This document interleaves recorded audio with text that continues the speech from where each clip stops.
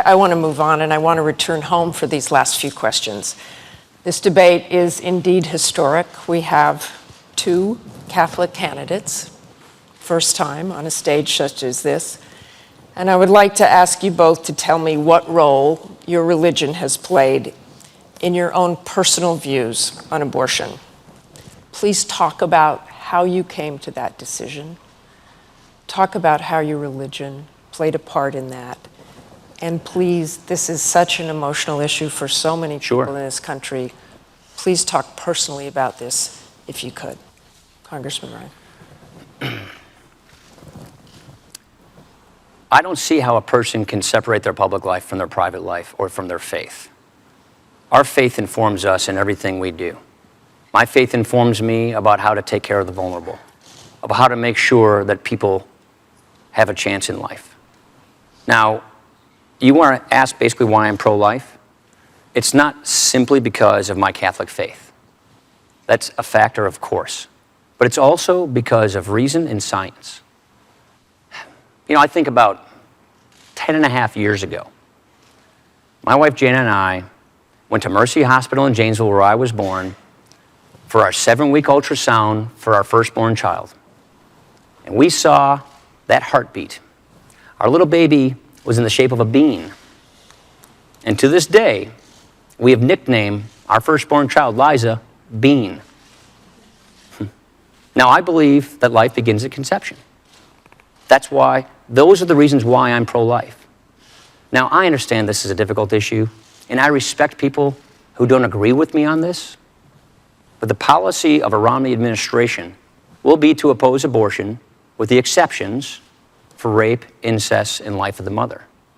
What troubles me more is how this administration has handled all of these issues. Look at what they're doing through Obamacare with respect to assaulting the religious liberties of this country.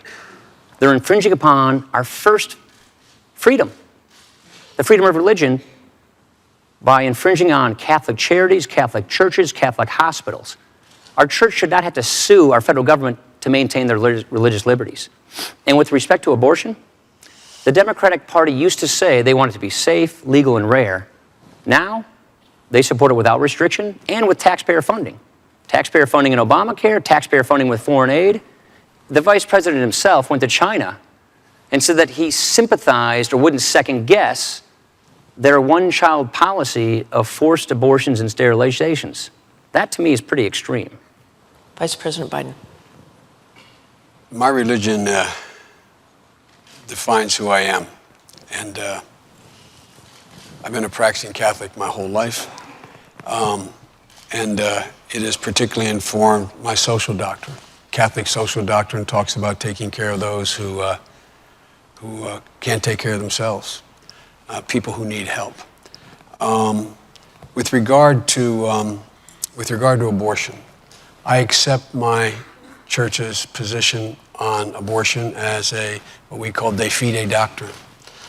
Life begins at conception. That's the church's judgment. I accept it in my personal life. But I refuse to impose it on equally devout Christians and Muslims and Jews. And I just refuse to impose that on others, unlike my friend here, the congressman. I do not believe that we have a right to tell other people that women, they can't control their body. It's a decision between them and their doctor. In my view, in the Supreme Court, I'm not going to interfere with that. With regard to the assault on the Catholic Church, let me make it absolutely clear. No religious institution, Catholic or otherwise, including Catholic Social Services, Georgetown Hospital, Mercy Hospital, any hospital, none has to either refer for contraception, none has to pay for contraception, none has to be a vehicle to get contraception in any insurance policy they provide. That is a fact. That is a fact. Now, with regard to the way in which we differ, my friend says that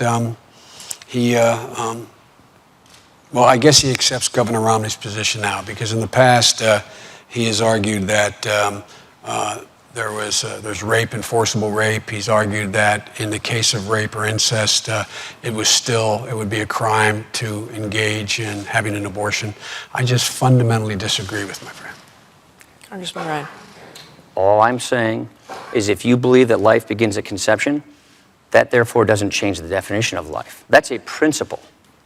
The policy of a Romney administration is to oppose abortion with exceptions for rape, incest, and life of the mother. Now, I've got to take issue with the Catholic Church and religious liberty. You have. If on they the issue if they of agree Catholic with social you, then doctrine, why you've would taken issue. they keep suing you? It's a distinction without a difference. I want to go back to the abortion question here. If the Romney-Ryan ticket is elected, should those who believe that abortion should remain legal be worried?